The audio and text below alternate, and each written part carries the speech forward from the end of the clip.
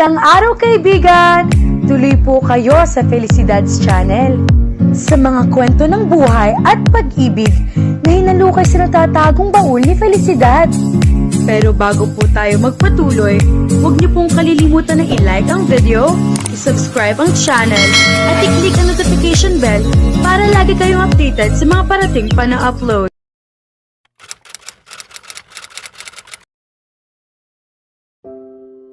Noong gabing iyon ng Biyernes, dumaan si Miranda sa apartment ni Amara. 2 linggo pa lamang mula nang tuluyan siyang makabalik sa sarili niyang tirahan, matapos niyang matiyak na kaya nang mamuhay muli ni Amara ng mag-isa. Ngunit paminsan-minsan ay dumadalaw pa rin siya, lalo na tuwing Biyernes. Ang mga gabing dati pinakaayaw harapin ni Amara. Hinubad ni Miranda ang kanyang mataas na takong sa may pintuan at pabagsak na naupo sa sopa na parabang sarili niya ang lugar. "Kumusta ang trabaho?" tanong niya. Nakakulot si Amara sa armchair, balot ng kumot kahit hindi naman malamig ang panahon. "Ayos lang naman." Maikli niyang sagot. "Talagang ayos lang?" Taas kilay na tanong ni Miranda. Nag-atubili si Amara bago nagsalita. "Gusto ko naman ang trabaho ko," pag-amin niya. Nakislot ang mga mata ni Miranda. "Hindi iyan ang tinanong ko. Ano ba talaga ang problema?" Napayuko si Amara at pinaglaruan ng mga daliri niya ang himulmol sa gilid ng kumot. "Tungkol ito sa punong tagapagpaganap namin. Kay Ginoong Escudero." "Ano naman tungkol sa kanya?" Napabuntong hininga siya. "Sa tuwing may bagong proyekto, kailangan muna namin itong i-present sa kanya. Paulit-ulit. Sisirain niya ang buong plano, ipapagawa ulit tapos sisirain na naman. At kapag saka lamang siya nasiyahan, doon pa lang namin pwedeng iharap sa kliyente." Bahagyang ikiniling ni Miranda ang ulo. Hindi ba normal naman iyon? Punong tagapagpaganap siya. Siyempre gusto niyang kontrolado niya ang lahat. Pangalan niya ang nakataya roon. "Alam ko. Naiintindihan ko naman iyon," mabilis na sagot ni Amara. "Pero hindi mo naiintindihan. Kapag nagtatanong siya at sinagot mo naman ng maayos, parang hindi pa rin sapat para sa kanya. Para bang naghihintay lang siyang magkamali ka. Napakahirap niyang pasayahin."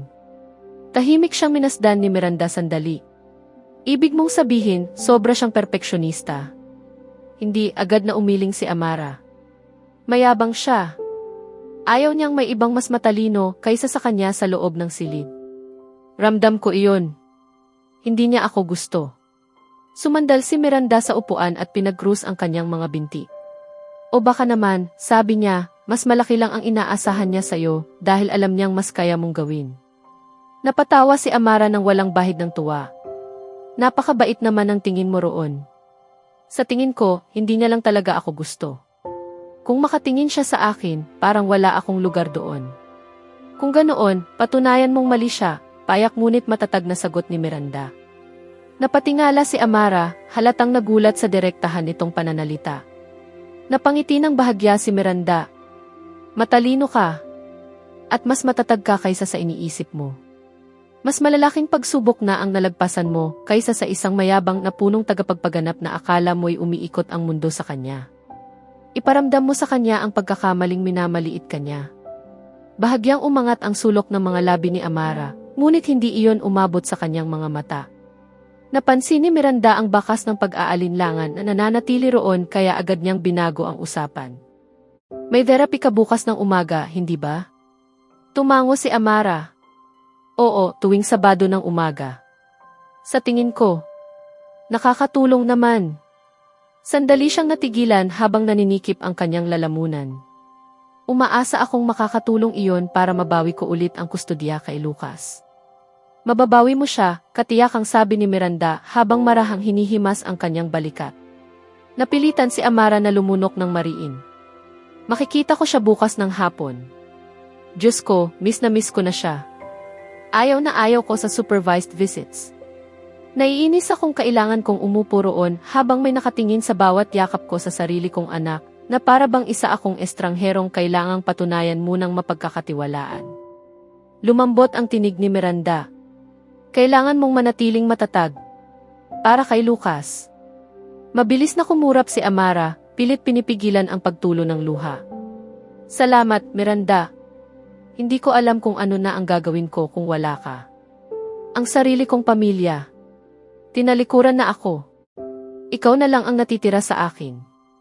Yumuko si Miranda at mariing niyakap siya. Huwag kang umiyak. Hindi ka nag-iisa, Amara. Nandito ako para sa'yo. Lagi. Nanatili silang ganoon ng ilang sandali, nakasandal si Amara sa nag-iisang taong nagbibigay pa rin sa kanya ng katahimikan at kapanatagan. Nagsimula ang umagang iyon sa therapy. Isa na namang oras sa malumanay na nailaw ang opisina ni Dr. Panaligan, habang isa-isa nilang hinaharap ang mga damdaming hindi pa kayang bigkasin ni Amara kahit kanino. Umalis siyang namamaga ang mga mata at maihawak na kwadernong puno ng mga paraan kung paano haharapin ang sarili niyang emosyon, ngunit wala pa ring tunay na ginhawang nararamdaman. Pagsapit ng hapon, hindi mapakali si Amara. Maya't-maya niyang tinitingnan ang orasan hanggang sa wakas ay dumating din ang oras na hinihintay niya. Sa mismong sandaling makita siya ni Lucas sa visitation room, agad itong tumakbo palapit sa kanya, sumisipol ang maliliit nitong sapatos sa makintab na sahig. Mommy! Mabilis na lumuhod si Amara upang saluhin siya, niyayakap ng mahigpit na para bang kaya niyang pigilan itong mawala muli sa kanyang mga bisig. Ibinaon niya ang mukha sa buhok ng bata, nilalanghap ang pamilyar na amoy ng shampoo nito, at sa maikling sandaling iyon, tila muling naging maayos ang mundo. Mommy, miss na miss kita, mahinang sabi ni Lucas, halos hindi marinig habang nakasubsob sa dibdib niya. Miss na miss din kita, anak, pabulong niyang tugon habang hinahalikan ang ulo nito. Sobra-sobra. Bahagyang lumayo si Lucas upang tingalain siya gamit ang malalaki at puno ng pag-asang mga mata. Kailan ako uwi? Parang biglang bumigat ang dibdib ni Amara. Pinilit niyang humiti habang marahang inaayos ang buhok ng bata. Malapit na, mahina niyang pagsisinungaling. Ginagawa ni Mommy ang lahat. Pinaglaruan ni Lucas ang manggas ng kanyang damit, pinipilipit ng maliliit nitong daliri ang tela. Mommy, lagi akong inilalabas ni Daddy kasama ang isang babae. Ginang Judy Ann daw ang pangalan niya. Sabi ni Daddy, magiging pamilya na namin siya. Pero, ayoko sa kanya. Parang isang malakas na suntok ang tumama kay Amara sa narinig. Sige ng Judy Ann. Pamilya. Pinilit niyang manatiling kalmado ang kanyang tinig kahit tila sumisigaw ang bawat ugat sa kanyang katawan. Talaga? Bakit ayaw mo sa kanya? Napakibit balikat si Lucas. Masyado siyang madaldal. Tapos lagi niyang yayakap si Daddy. Napasimangot ito. Ayoko noon. Kinagat ni Amara ang loob ng kanyang pisngi hanggang malasahan niya ang dugo. Si Ethan. Napakabilis na nitong magdala ng ibang babae sa paligid ni Lucas. Ipinapakilala pa na para bang mailugar na agad ito sa buhay nila. Salamat sa pagsabi sa akin, baby, malumana niyang sabi bago marahang halikan ang sentido ng anak. Ngunit sa natitirang oras ng kanilang pagkikita, magulong-magulo na ang isip ni Amara. Pinilit niyang humiti para kay Lucas, nilaro ang mga paborito nitong laro at nagtanong tungkol sa paaralan nito. Ngunit sa kaloob-looban niya, unti-unting nadudurog ang kanyang puso. Nang matapos ang session at kailangan na niyang ibalik si Lucas sa social worker, nagawa pa rin niyang magpakatatag. Kumaway siya habang nakangiti hanggang sa tuluyang magsara ang pinto. At nang mag-isa na siya sa loob ng sasakyan, doon lamang siya tuluyang bumigay. Isinandig niya ang noo sa manibela habang tahimik na umaagos ang mga luha sa kanyang mukha. Paulit-ulit niyang sinabi sa sarili na nakausad na siya. Na unti-unti na niyang binubuo muli ang sarili niyang buhay. Ngunit nang marinig niya ang mga salitang iyon mula kay Lucas, na may iba ng babae si Ethan, na may bagong taong unti-unting pumapalit sa lugar na dati para lamang sa kanya. Parang muli siyang pinagpira-piraso sa paraang hindi niya inaasahan. Marahil ay hindi pa talaga siya nakakausad. Marahil may bahagi pa rin ng puso niya ang nananatili sa dati nilang buhay, naghihintay pa ring lilingon si Ethan at muling uwi sa kanya. Hindi na sana dapat ganito kasakit. Hindi na sana ganito kabigat ang pakiramdam. Para bang tuluyan na siyang nabura. Pinalitan. Kinalimutan. May ibang inilagay sa dating lugar niya. Paulit-ulit kong sinasabi sa sarili ko na wala ka na ito ang pinili mo. Ngunit may mga gabi pa rin na naiisip kong babalik ka. Papasok sa pintuang iyon gaya ng dati. Titingin sa akin na para bang akin ka pa rin. Gusto kitang kamuhian. Pero ang nagagawa ko lamang ay maghintay. Maghintay sa isang lalaking hindi na muling uwi. Marahil isa akong hangal. Ngunit marahil, ganoon talaga ang pag-ibig. Ginagawa nitong hangal tayong lahat. Judy Ann. Pamilya.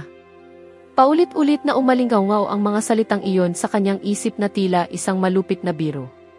Ayaw niya ng bagong pamilya. Ang gusto niya lamang ay maibalik ang dati niyang pamilya.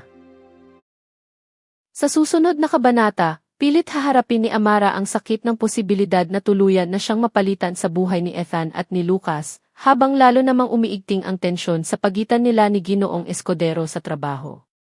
Ngunit sa gitna ng kanyang pagkalugmok, may isang hindi inaasahang pangyayari na muling yayanig sa puso niyang pilit ng bumabangon. Kaya abangan natin,